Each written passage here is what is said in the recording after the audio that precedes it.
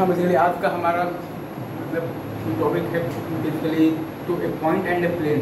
तो एक पॉइंट का तो एक प्लेन के रेस्पेक्ट में क्या होगा, तो फुट ऑफ परपेंडिकुलर क्या होगा, और उसका उस प्लेन से परपेंडिकुलर डिस्टेंस क्या होगा, और उसका उस प्लेन के अबाउट टू मिरर इमेज क्या होगा। इस वीडियो में अपन ये मतलब सारी चीज़ें देखेंगे। लाइक एक पॉइंट का एक प्लेन से परपेंडिकुलर डिस्टेंस क्या होगा, एक पॉइंट का एक प्लेन पे आपका फुट ऑफ परपेंडिकुलर क्या होगा, और एक आपका पॉइंट का एक प्लेन के रेस्पेक्ट में मिरर इमेज क्या होगा। ये तीनों चीज़ें अपन देखेंगे, ठीक है।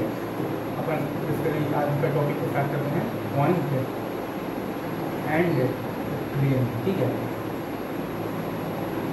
आज का टॉपिक है तो सबसे पहला बेसिकली अपना मतलब पॉइंट है perpendicular distance of a point and a plane, ठीक है। इसमें आप मान लीजिए कि आपके पास पॉइंट जो है तो वो दिया हुआ है x naught comma y naught comma z naught, आपका एक पॉइंट है P, और वो प्लेन का इक्वेशन है basically r dot n equal to d, ठीक है। इसको अगर आप चाहें तो लिख सकते हैं like x plus dy plus cz equal to d, ठीक है। ये दोनों फॉर्म में ही आप इक्वेशन को लिख सकते हैं। तो इसमें फिर आपके पास मतलब कि प्लेन का इक्वेशन होता है basically r minus a dot n equal to 0, तो r dot n equal to a dot n, तो r dot n equal to d। तो बेसिकली एक पॉइंट रख दिए तो r dot n equal to a dot n, और अगर आप r minus a dot n equal to 0 को लिखेंगे तो a times x minus x plus b times y minus y not plus c times z minus z not equal to 0, मतलब कि x plus b plus c equal to x plus y plus c not, मतलब ये x plus y और plus c equal to d का value अपन रख दिए एक गुणा तक, ठीक है। x not plus b y not plus c z not आ गया आपका d का वैल्यू, ठीक है। तो ये चीज़ है। तो इसका अगर इससे बेसिकली जो आपका जो परपेंडिकुलर जो डिस्टेंस आता है इसका पहले तो मैं आपके पास तो डायरेक्ट तो फॉर्मूला आपको भी लिख कर दे देता हूँ, और इस फॉर्मूले का प्रूफ भी कैसे होगा वो भी मैं आपको बता देता हूँ, ठीक है। तो इसका फॉर्मूला होता है basically distance is equal two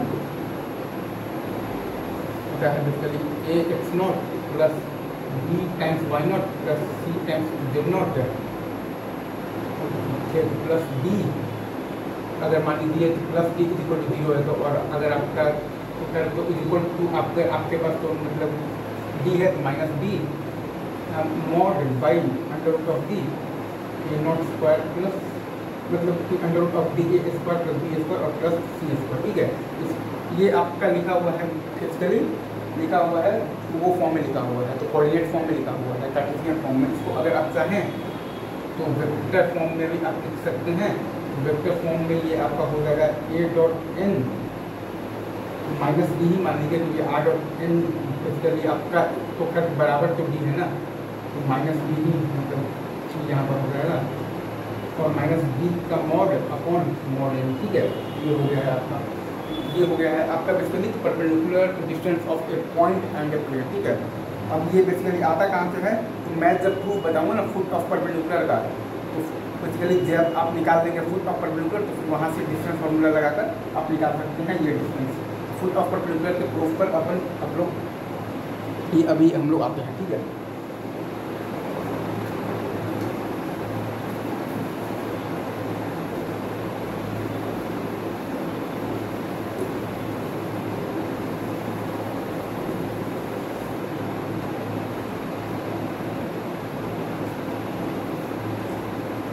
of perpendicular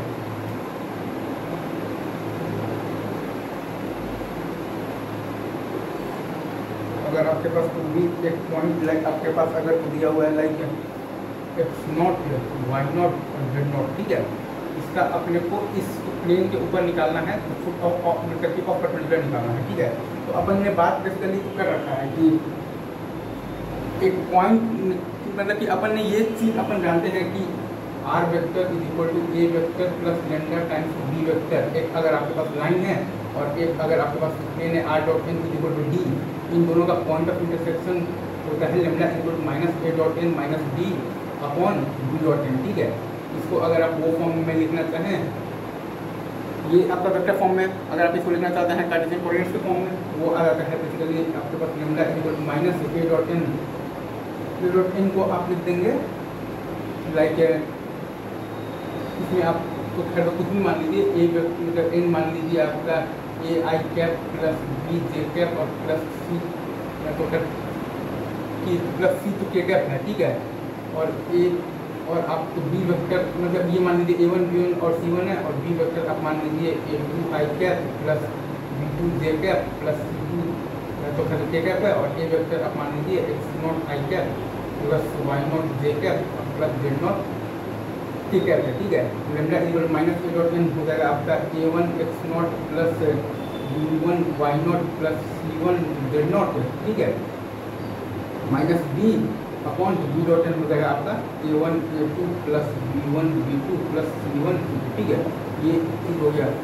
तो यहाँ पर भी अपन मतलब कि अपने को ये वाला पॉइंट निकालना है, फुट ऑफ दी परपेंडिकुलर निकालना है, तो अपन एक लाइन और एक प्लेन का ही पॉइंट ऑफ इंटरसेक्शन निकालेंगे, और उसमें वो प्लेन तो वही होगा जिस प्लेन के अबाउट अपने को फुट ऑफ परपेंडिकुलर या फिर परपेंडिकुलर डिस्टेंस या फिर मिरर इमेज निकालना है। और वो लाइन अपन उस पॉइंट से जिस पॉइंट का अपने को foot of perpendicular distance from the plane या फिर अपने को मिरर इमेज निकालना है, तो उस लाइन से पास होता हुआ मतलब कि तो वो पॉइंट से पास होता हुआ एक लाइन जिसका कि डायरेक्शन वेक्टर इस प्लेन के नॉर्मल वेक्टर के अलोंग है, इस पॉइंट से पास होता हुआ एक लाइन जिसका कि आपके पास डायरेक्शन वेक्टर इस प्लेन के नॉर्मल वेक्टर के अलोंग है, वो लाइन और इस प्लेन का पॉइंट ऑफ इंटरसेक्शन ही होगा आपके पास फुट ऑफ परपेंडिकुलर। मतलब कि उस पॉइंट से पास होता हुआ एक लाइन जिसका कि आपके पास डायरेक्शन वेक्टर इस प्लेन के नॉर्मल वेक्टर के अलोंग है, तो उस लाइन और इस प्लेन का पॉइंट ऑफ इंटरसेक्शन ही होगा आपका क्या होगा, the foot of the perpendicular. तो अगेन एक तो आपके पास प्लेन है R dot N equal to D, एक आप लाइन मान लिए हैं R vector equal to A plus lambda times N vector. तो यहाँ से जब आप निकालेंगे ना पॉइंट ऑफ इंटरसेक्शन, तो lambda is equal to same formula minus A dot N minus D upon आ जाएगा मॉडल का स्क्वायर आ जाएगा। ये है आपका वेक्टर फॉर्म में। अगर आप चाहें तो आप इसको कार्टेशियन फॉर्म में भी लिख सकते हैं, it will to come out to be like lambda is equal to minus है A dot N minus D है ना, तो अगेन सेम है, एन वेक्टर को आप मान लीजिए ए आई कैप है plus B J cap plus C K cap मान लीजिए, ठीक है। एन वेक्टर को मान लिए हैं आप ये, और ए वेक्टर को मान लीजिए तो कह रहे हैं ये आपका x naught i cap plus y naught j cap plus z naught k cap है, ठीक है। तो ये मतलब ठीक हो जाएगा माइनस आपके पास A x not plus B why not plus C Z not minus D,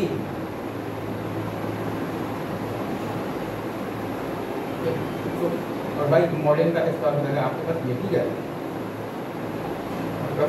ठीक है। ये आपका हो गया है लेमडा। अब आप बेसिकली तो ये लेमडा का वैल्यू अगर आप ये वाले इक्वेशन में रखते हैं तो वहाँ से आपका जो आर आएगा वो आएगा आपका फुट ऑफ परपेंडिकुलर, ठीक है। तो अपन तीनों फॉर्म में लिख सकते हैं कार्टेशियन फॉर्म में। आर आपका जो है x minus x not upon A is equal to Y minus why not upon B is equal to Z minus Z not upon C is equal to lambda. यहाँ से जो आपके पास x y और z आएगा वो होगा आपका फुट ऑफ परपेंडिकुलर, ठीक है। ये बात ठीक है आपका।